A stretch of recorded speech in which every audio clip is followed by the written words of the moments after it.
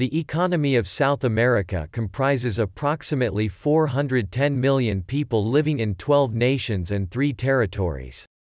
It encompasses 6% of the world's population. From the 1930s to 1980s, countries of South America used import substitution, an economic policy which replaces foreign businesses as well as imports with domestic production. This was a policy made to produce more development and help grow domestic businesses, which are not competitive with other international industries. However, this policy created a debt crisis in South America. South America was falling farther behind the Western countries over the past 2 centuries. This can be explained by South America's high concentration on primary commodities as well as the state of the educational system and institutional structure, some of which are still related to its colonial past, others to recent political developments. It was only from the 1990s when countries in South America switched over to the system of free market economy. This eventually pulled countries in South America out of the debt crisis. Now, major economic activities include agriculture, industry, forestry, and mining.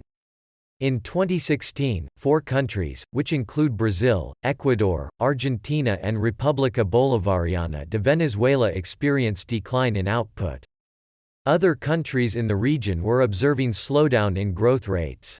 Brazil saw this decline in output due to increasing unemployment level, worsening financial conditions and political issues, which, in turn, lead to decrease in private domestic consumption and investment.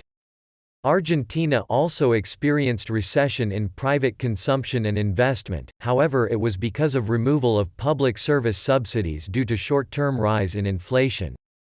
In contrast, Peru differed from other countries in the region, demonstrating increase in growth rates thanks to copper production. In 2017, the economy has started to recover for the first time since 2014. The main contributors to economic growth is private consumption.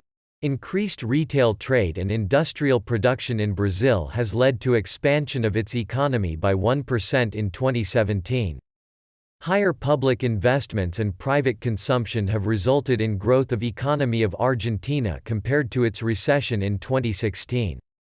In 2017, inflation rates were observed to be in a downward trend in most of the major economies. The reasons are prior exchange rate appreciations and food price deflation. Some countries are even expected to lower their target bands in 2019.